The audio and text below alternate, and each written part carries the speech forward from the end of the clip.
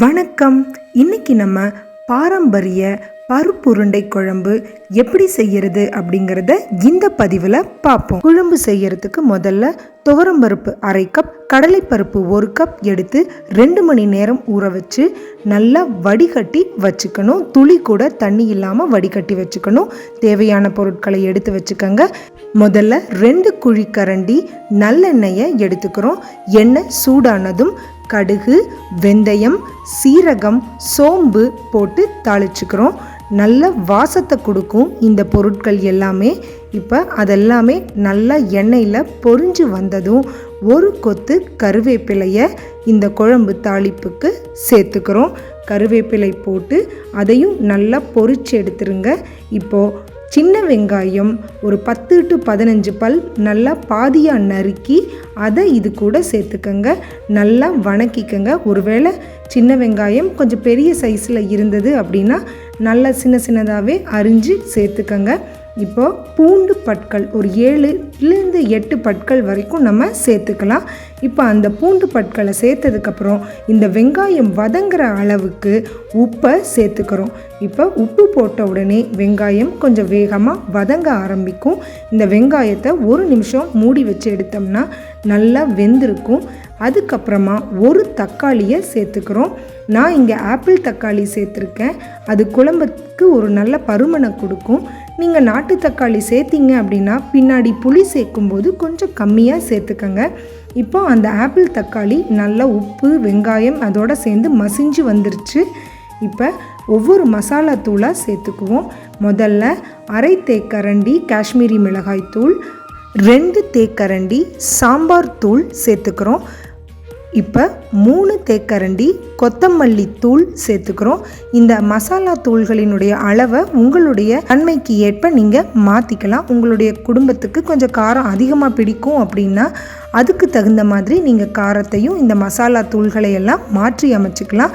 இப்போ அந்த மசாலா தூள்கள் வேகிற அளவுக்கு கொஞ்சம் லேசாக தண்ணியை தெளித்து வணக்கி விட்டுட்டீங்க அப்படின்னா அந்த மசாலா தூளினுடைய பச்சை வாசனை போயிருச்சு.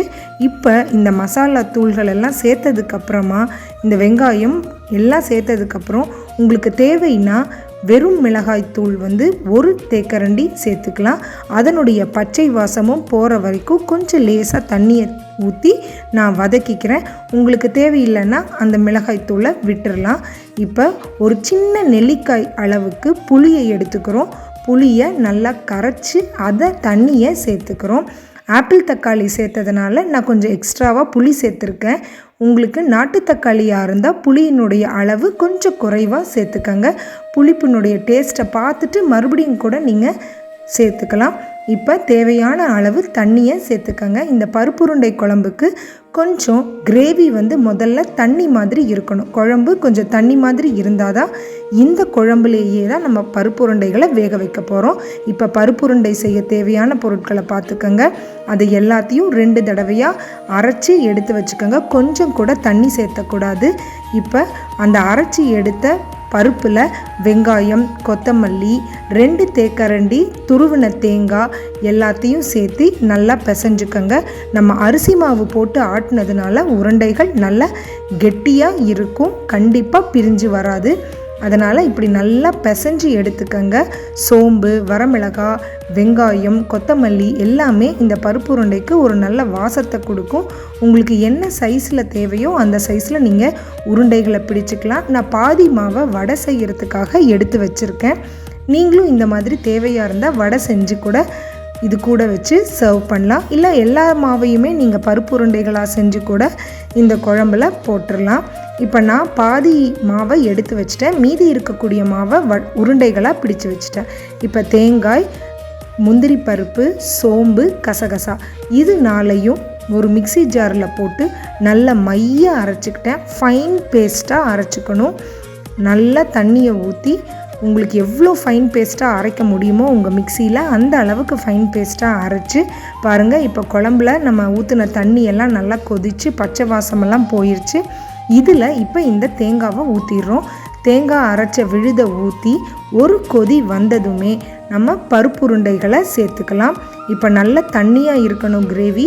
அதனால் நான் என்ன பண்ணுறேன்னா மிக்சியில் இருக்கக்கூடிய அந்த தேங்காய் எல்லாத்தையுமே தண்ணி ஊற்றி கழுவி இப்போ சேர்த்துக்கிட்டேன். பாருங்கள் நல்ல தண்ணியாக இருக்குது. இந்த தண்ணி இருக்கக்கூடிய கிரேவியில் ஒவ்வொரு பருப்புருண்டைகளாக மெதுவாக உள்ளே வையுங்க. பருப்புருண்டைகளை போட்ட உடனே கரண்டியை போட்டு கலக்கிடக்கூடாது. மெதுவாக அது மேலே அந்த கிரேவியை, அதாவது அந்த குழம்பை, சூடான குழம்பை எடுத்து எடுத்து ஊற்றுங்க. ஒரு 5 to 10 நிமிஷம் ஆகும் ஒரு பக்கம் வேகிறதுக்கு. அடுப்பை மிதமான தீயில் வச்சுக்கோங்க. இப்படி கிரேவியை என்ன பண்ணணும்னா அப்படியே எடுத்து எடுத்து அந்த பருப்புருண்டைகள் மேலே ஊற்றிக்கிட்டே இருக்கணும். அப்போ உங்களோட கிரேவி நல்லா வெந்து வரும். இப்போ ஒரு சைடு வெந்ததுக்கு அப்புறமா இன்னொரு சைடு போட்டு வேக வைப்போம். அதனால் நீங்கள் ஒரு சைடை மட்டும் முதல் நல்லா வேக வைங்க. மூடி வச்சு ஒரு 5 நிமிஷம் போல் ஒரு சைடு வேகட்டும். வெந்ததுக்கப்புறமா மெதுவாக ஒரு சைட்லேருந்து இன்னொரு சைடுக்கு அந்த பருப்புருண்டைகளை திருப்பி போடுங்க. உடையாது, இருந்தாலுமே பக்குவமாக நம்ம திருப்பி போட்டுக்கணும். இப்போ அதே மாதிரி அந்த கிரேவியை எடுத்து பருப்புருண்டைகள் மேலே ஊற்றி ஊற்றி 1 நிமிடம் போல் மூடி வச்சு வேக வச்சிங்கன்னா நம்மளோட சுவையான பருப்புருண்டை குழம்பு தயார். இது மத்தியானம் சாப்பிட்றதுக்கு காலையிலேயே செஞ்சு வச்சிட்டோம் அப்படின்னா அந்த பருப்புருண்டைகள் அந்த குழம்புல ஊறி அவ்வளோ ஒரு ருசியாக இருக்கும். இப்போ சர்வ் பண்ணுறதுக்கு முன்னாடி கொஞ்சம் கொத்தமல்லி தலைகளை தூவி சர்வ் பண்ணிக்கலாம். இப்போ உருண்டைகள் எல்லாத்தையும் முதல்ல எடுத்து சர்விங் பவுலில் வச்சுட்டு அதுக்கு மேலே நம்ம குழம்பை எடுத்து ஊற்றிக்கிட்டோம்னா உருண்டைகள் உடையாமல் இருக்கும். அப்படியே எடுத்து ஊற்றிடாதீங்க. அப்போ அந்த குழம்பு ஊற்றுறப்ப வேகத்தில் கொஞ்சம் உடையிறதுக்கு வாய்ப்பு இருக்குது உருண்டைகள். அதனால் முதல்ல உருண்டைகளை பக்குவமாக எடுத்து அந்த சர்விங் பவுலில் வச்சுட்டு அப்புறம் ஊற்றுங்க. அந்த உருண்டைகள் அந்த குழம்புல எவ்வளோ ஊறுதோ அந்த அளவுக்கு இந்த குழம்பு நல்ல சுவையாக இருக்கும்.